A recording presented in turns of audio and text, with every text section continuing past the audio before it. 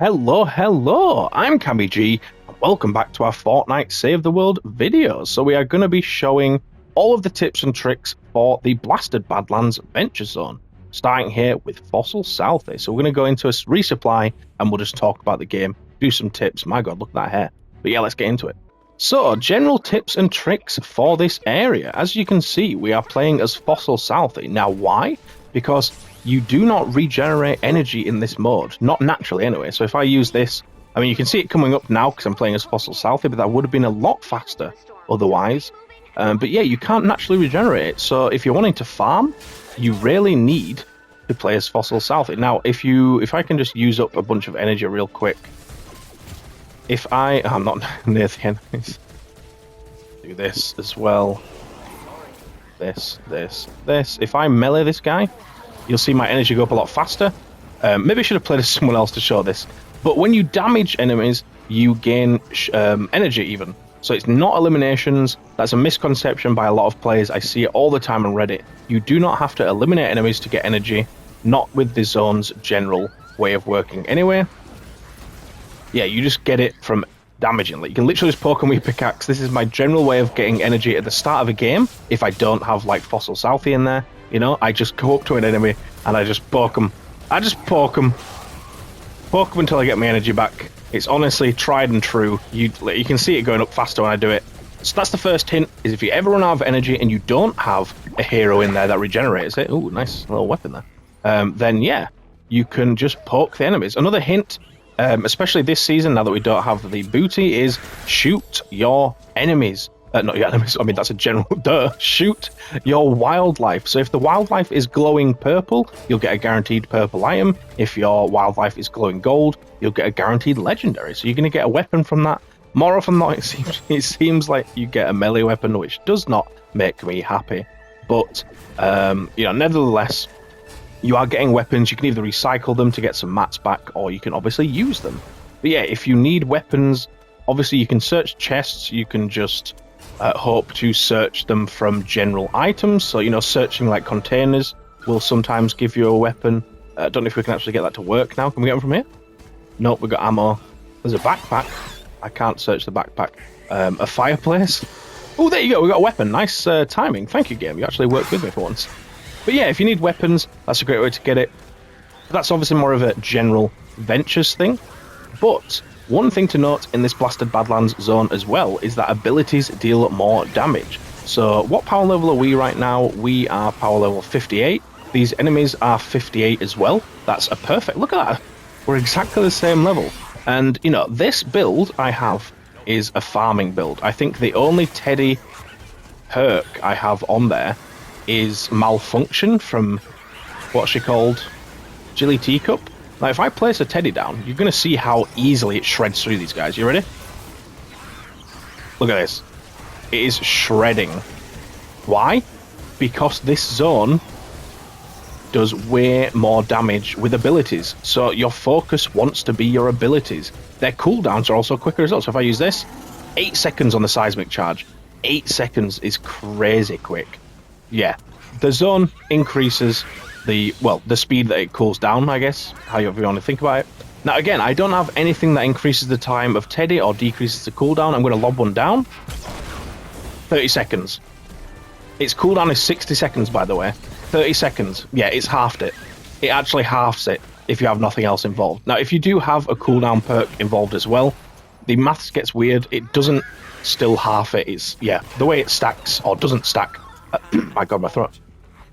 Is a bit weird. I'm still not sure how it works. I do need to do some more testing for that. Jesus. The phlegm is there. But yeah, ignoring that, you are going to have a great time with your abilities. So yeah, your focus should be on your abilities. So you don't need to worry too much about the weapons. Honestly, just get a good ability going. You know, you've got Teddy, you've got Going Commando, Going Constructor, Dragon Slash. Shurikens are probably going to be very good because the cooldown on them is going to be like, what, 4 seconds or something? If you stack it, 3 seconds. It's going to be super quick. They're going to do huge damage. You can just keep slapping it about. You just need to get some energy regen in there so that you can keep throwing them out. In terms of some of the heroes that you can use as just some quick tips. Now, we have done a more in-depth guide on this, but Fossil Southie is a great one if you just want general energy increased all the time. Now, you will need Blast from the Past for this to work, because it works on having all health, because when your shields are not there, you generate 12 energy per second as the main, or 4 if he's just in support. So you can just put him in support with another dinosaur hero and whack Blast from the Past on any of your regular builds. You'll obviously have to sacrifice 2 slots, but you will get that extra energy. And then other than that, you could also just literally slot in Fallen Love Ranger Jonesy in any slot on any build you have, and you'll be good. You'll just get energy as you're eliminating enemies. That only takes up 1 slot. Everything else can remain the same. If you just want to get rid of like a pure damage, like Berserker with the Teddy, for example, because your Teddy is going to be doing more damage anyway, so you could swap that out and leave the rest of them in. It depends how you want to go, but yeah, you can just literally swap out that 1 hero. And yeah, there's some great ones for it. There's plenty more you can do. You got like, I think coconuts potentially give you energy. Burgers give you energy from Dennis as well. There's plenty of stuff you can do in terms of that. Yeah, let's show this again. Now, we do have Healing Death Burst. Please do bear that in mind. But if I just lob this Teddy down, to take out these 2 encampments, let's just show greatly how good this is. I mean, even the Mist Monster has just died very quickly. Especially our Seismic Charge as well. That's going to get a nice increased damage. It already does crazy damage. Our Teddy has gone.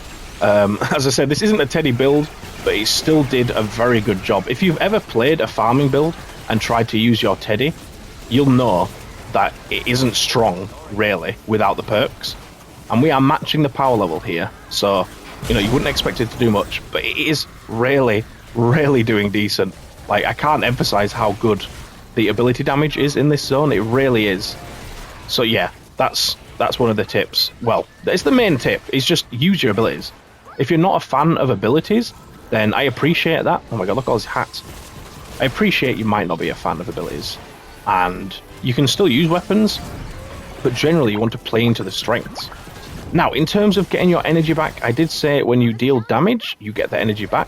There's some caveats to that. So some abilities don't give you energy. So Teddy, for example, him damaging enemies does not give you energy back. But stuff like going Constructor, going Commando, I imagine Dragon Slash probably does. I haven't actually tested that yet, though.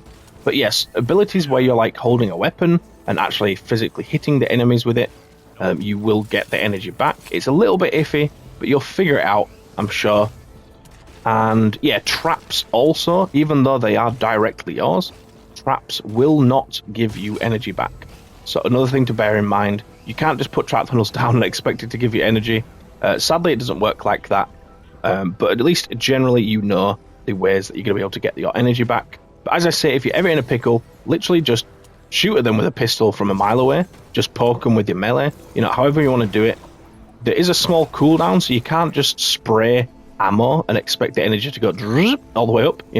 It does have a short cooldown. So if you do melee them, this sort of speed, you will get 5 every single time. So as long as you're shooting in that sort of speed, you will get energy each shot. So it's more, it's like bump, bump, bump, bump. It's quite, it's got like a rhythm to it. If you can get that going. But yeah, there's no point spraying faster if you just try to get energy. Obviously, if you try to kill the enemies, then you want to go faster. But yeah, it depends on what you're going after.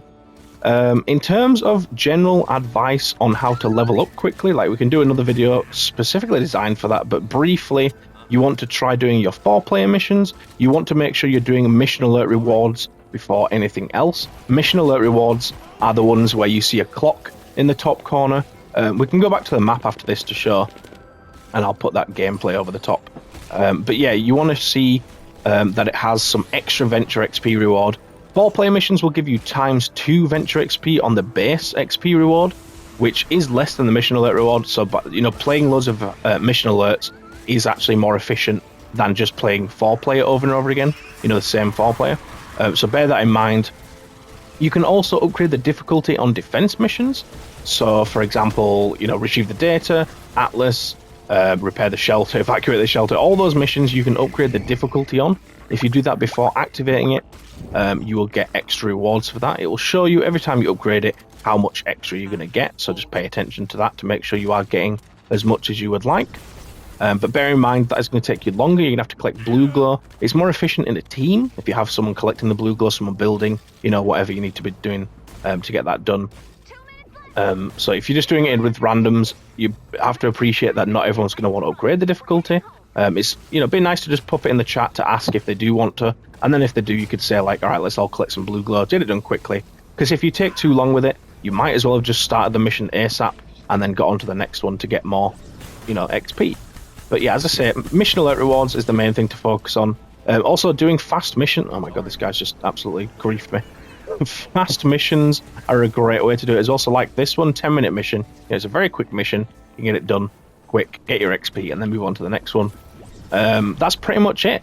You know, apart from also focusing on your quests. So if you go into Venture Challenge quests on your quest tab, you can see these quests. These all give Venture XP as well. This is equivalent to 1 mission alert reward in that area. So in a 58 zone, your mission alert reward will be 5.7k. So you get the same for doing one of those. So it's always good to focus on getting those done at the same time. Now, you don't have to rush them.